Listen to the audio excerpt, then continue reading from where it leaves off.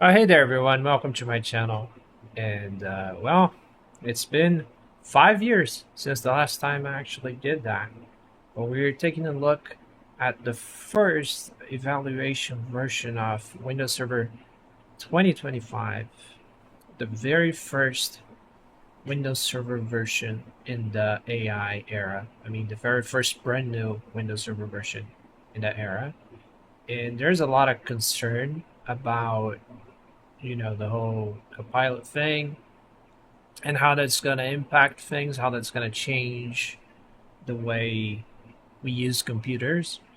There's a lot of talking about privacy concerns and so on, with Windows 11 kind of keeping track of everything you do so that it can recall it later on, which is slightly concerning. Does that transfer over to Windows Server 2025? Does that not transfer over?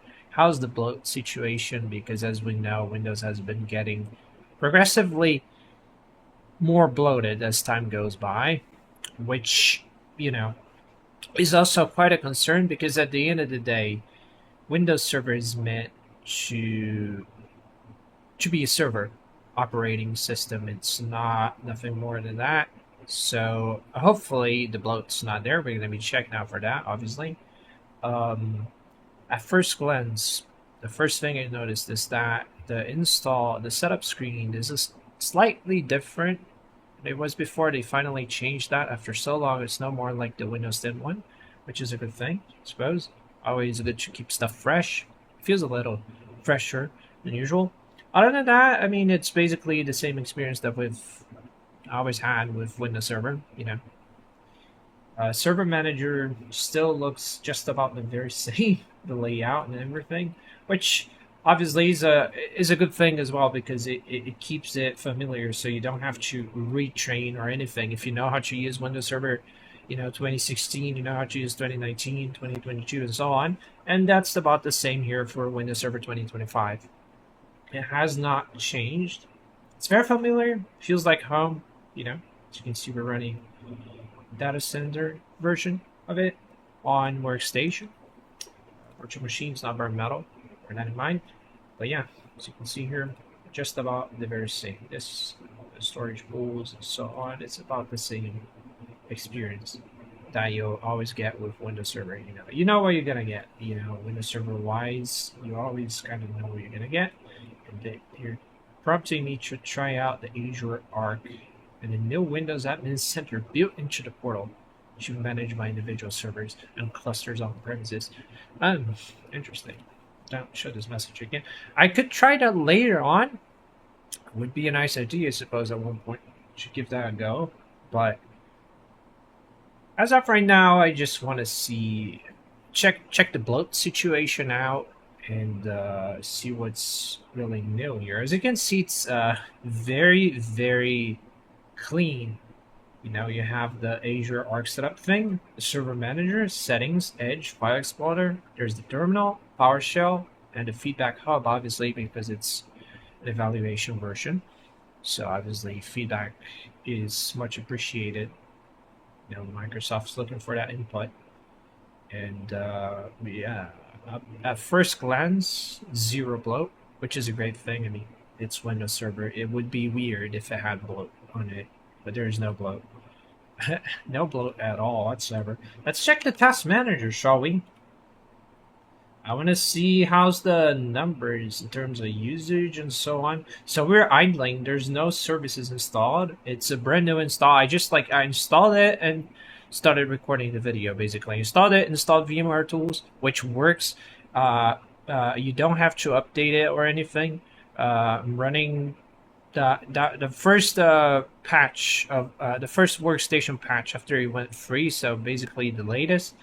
And VMware Tools for Windows 11 apparently works with this just fine. It has no issues whatsoever. We have sound, we have video, we have the GPU acceleration working just fine, which is good. And as you can see here, I'm very happy with the figures. I mean, obviously, like I said, it's a fresh install. There's nothing really running on background. But we're looking here at 2.3 gigabytes on idle, which is about standard. I mean, this machine has 16 gigabytes of RAM assigned to it. So 2.309 out, 14% out of 16 gigabytes is pretty decent. The more RAM you have, more the higher the usage is going to be on idle, obviously, especially on Windows because their memory management is kind of all over the place. But hey, you can use RAM is wasted, RAM or so they say. But yeah, good figures. CPU usage, as you can see, also not terrible. Let's change the graph to all the logical processors. As you can see, just the first 3 threads are being utilized right now, which is a good thing. Very lightweight. Granted, it's pretty much bare bones. There's nothing going on. There's no services going on. But at first glance, what I see here is a very, very clean experience. What do we have here in terms of settings? Just about just like the Windows 11 one. Obviously, that's Windows Server always does that. So you have all the shenanigans that you might need. Accounts, title, language, privacy, Windows Update, lovely. That's it's as bloated as it gets, which is a good thing. Windows Server. Server Manager. Let's try and add something. Let's try install roles, services, features, determine which roles. Okay. Based RDS installation. Install required roles, services for virtual desktop infrastructure to create virtual machine based or session based desktop deployment. Based. Servable. We have only this one for now. We could install Hyper-V. Hyper-V would be nice. See if there's any changes to that. We can try and run, nesting, which is what was finally fixed on AMD a few years ago. It's crazy how it was not a possibility for the longest time on the Ryzens. It would not work accordingly. Let's try, Hyper-V, sure. Let's add that. Oh, what happened? Did it freeze? Oh no, it's doing. Okay, there we go. It was just processing. We could install web server, sure. What else? WDS would be fun, but what's the point? DHCP DNS, that could be. We could use that for later on. I gotta refresh because I made tutorials on DHCP on DNS I think as well for 2012 and 2016 and 2019. So we should keep the trend going. I think the only one I didn't cover was 2022 because I was busy at the time. I think that was it. Yeah, I was probably busy or something, and I ended up not covering it. ID, there's a bunch of AD stuff. We could also go through that. That would be fun. For now, I'm just gonna install that because I want to see what happens. Find nice SCSI services, data deduplication. It's fun. Server for NFS, work folders, site target server, replication namespaces, file server. Let's install that. Okay. Duplication saves disk space by storing a single copy of identical data on a volume. Print and document services, remote access. Let's do with all of that for now. Features, BitLocker, no. Screw BitLocker. It's not enforced, which is a good thing. Because they were trying to enforce that on Windows 11. It's not enforced here. Good thing. TCP/IP. So Hyper-V. There's the switch right there. Network adapter integration. Allow the server to send and receive live migration default storage. That's what I would. Run server role services. URL FTP server. Yeah, why not? Management scripts and tools management service. Okay, that should about do it for now. Let's install it and see what happens. But yeah, so far I'm very happy with what I see. Lightweight, pretty lightweight. At least the bare bones install seems like it. There's no bloat going on, nothing in the background. Seems very power efficient, which is good. And yeah, it's just the usual, It's just Windows 11, but with as a server, basically, and without the AI crap, which makes me very happy. I was worried they would try and push that onto us. Like, imagine, okay, I actually, you bring up your AI key to compile key. Hey, please set up DHCP. Now I want you to set up AD. Now I want you to set up my web server, and then he does it automatically for you. Like, imagine how terrible, how much of a nightmare that would be. Christ alive. So I'm glad they didn't bother with that. That would have been pretty scary. Just the thought of it, the mere thought of it. Christ alive. Yeah, no. Anyway, we have. Oh, we got. Oh, that was quick. That was pretty quick, actually. Restart spending. Let's restart the server. It should finish the installation. Okay, sure. We're gonna restart it. So file storage, Hyper-V, IIS, local server, and all servers. We are absolutely buzzing with this. Right, so Hyper-V, all servers. Now we gotta restart it. So we're gonna do just that right now. I'm gonna restart it on our own plan. Let's go. See how quick that goes. Oh, there's updates already. Or is that related? Nah, that's just related to the feature install. Let's see. Like I said, this video is not a review. It's more like an overview, which is something that during my Windows Server 2019 video, people were like, okay, this is not a review. I was like, yeah, it's not. The title says it. It's an overview. We're just kind of taking a look at it, especially because it's just evaluation. It's not the final thing. Once we have the final thing, we're going to play around with it a little bit more, you know. But for now, as things currently stand, it's not really meant to be a review in any way, shape, or form. It's just like we're looking at it. We're seeing what's up, what has changed, what's different, what's not different.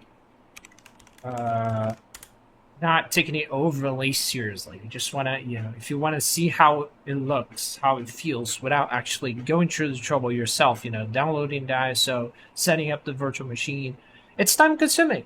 So just go on YouTube and watch that, and there you go. You have it. You have the answer to your question. How is it like? How does it look like? How does it feel like? Is there any bloat? What's the figures? What's the usage figures for it? We're seeing that. It's just that. Do not expect a review because it's not. And especially because it's just an evaluation copy. It's not the final thing. Things are subject to change. They could go and, hey, maybe we should really add the AI stuff, Maybe people would really appreciate if we could add AI shenanigans into Windows Server 2025 and have people actually do, things via voice commands or whatever. They just ask the AI and the AI does that for them. Which is, handy and all that, but safety-wise, is it really safe? I don't know. And there's many, many questions around how privacy oriented that really is, and its long-term issues that it could eventually cause. Do you really want that into your server? Probably not. As far as home computer goes, I think it's no biggie, depending on the kind of usage. It might actually come in handy. Server wise, you don't want that, and I'm happy to say that there's no AI crap here. So we have Hyper-V running. Let's see. Do we have? Where's my Hyper-V console? It should be showing up here, shouldn't it? Server manager. Do I gotta go on the server manager and bring it up? Where's my Hyper-V? Manage. Tools. Hyper-V manager. We could create the first server, create virtual machine, see if there's anything different. We're not gonna actually virtualize anything today. I could make another video later on and maybe checking out, the virtual machine process on the, it's not new, it's in the manager version 10. It's always the same thing as it has always been since 2008. But let's see, new virtual machine. see if there's any differences here. Before we begin, yeah, that looks familiar. Name test. Next. Generation 1, Generation 2, you cannot provide support for newer features as the 05 base firmware requires supported 64-bit best. Startup memory 4 connection. There we go. Configure hard disk. ATX, create virtual hard disk. Installation options, install later. There we go, we have our first virtual machine. That was fast. Here's the VM. Let's try and power it on. So there's no checkpoints. Let's connect to the virtual machine. There we go. Oh my god. But yeah, that's Hyper-V running. That was pretty quick. Within the video has been going on 15 minutes, so less than 10 minutes we got you installed. The web server, the Hyper-V and so on is already all running, kind of. We have no ISO, so it's not going to work yet. Turn that off, kill that. But yeah, at first glance, extremely debloated. I like that. Truly appreciate that. What's the install size? Granted, we should have checked it beforehand, because now I've installed extra features, but so far it's only 15 gigabytes. Yeah, only 14.5 gigabytes for a full install of data center. That's way slimmer than I remember 2019 being. In 2016 and 2012, that's a very slim install. It's in fact hugely debloated, which is a great thing. And then also, let's check the usage figures now that we have more stuff going on. Though it's just freshly installed anyway. There's not a lot going to do still, even though file under VIS and all that. It's not configured. It's using 3% CPU, 15% memory. So now a lot has changed up front. 2.5 gigabytes. That's pretty good. Pretty good. Very happy with how lightweight it feels. Very snappy as well. Granted, we have VMware tools installed and all that jazz, so that certainly influences things as well in terms of making it feel snappier. And GPU acceleration accelerated by 3080. So one would hope it would be, fast. Otherwise, I would be very concerned. Like, if not, even a 3080 can run Windows Server 2025, not 2015. Oh my god. Jesus. What's going on with me? Windows Server 2025. But yeah, like I said, it's not meant to be a review. It's more like just an overview, just a quick look at it, to see what's up. So far, I like what I see. And then again, a reminder, it's evaluation, so it's subject to change. This is not definitive.